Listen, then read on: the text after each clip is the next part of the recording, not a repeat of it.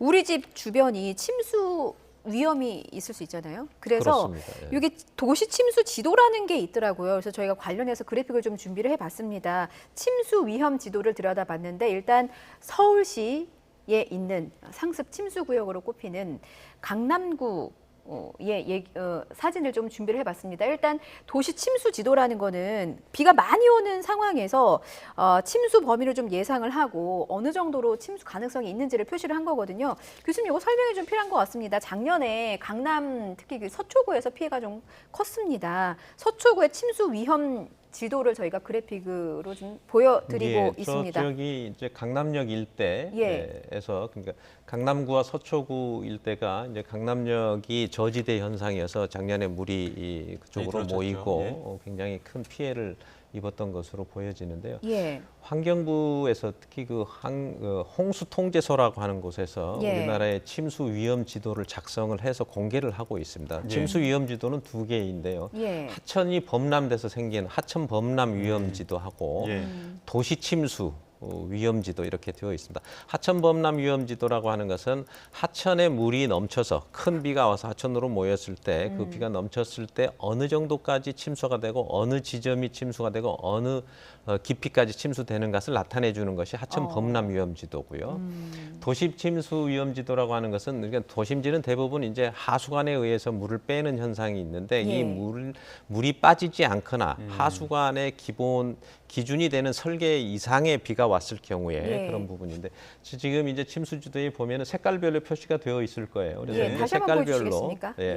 색깔별로 보면 어느 지역이 얼마만큼 침수가 되어 있는데 저 보라색 같은 경우는 상당히 깊이 침수가 되는 그러니까 지역이고요. 색깔이 지날수록 더 많이 침수가 되는 부분이라고 보입니다.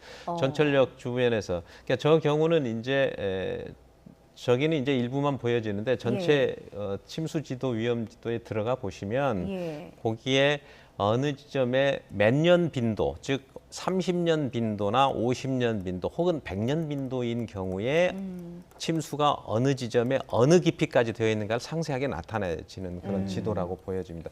저기에 보시면 이제 보라색 같은 경우가 한 5m까지도 침수가 될 수 있는 지역이다 이렇게 되어 있는데요. 저게 이제 30년 이상 되는 한 50년이나 100년 가까이 되는 그런 경우에 저 용량의 어떤 감당을 하지 못하고 저런 침수가 발생할 수 있다 이걸 보여주는 거죠.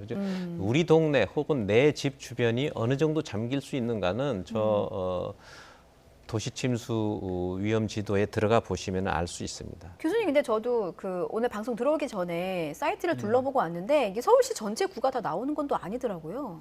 그게 참 안타까운 일인데 서울시가 25개의 구가 있지 않습니까? 그중에서 9개 구만 저게 지금 되어 있고 나머지는 저걸 공개를 하지 않고 있습니다.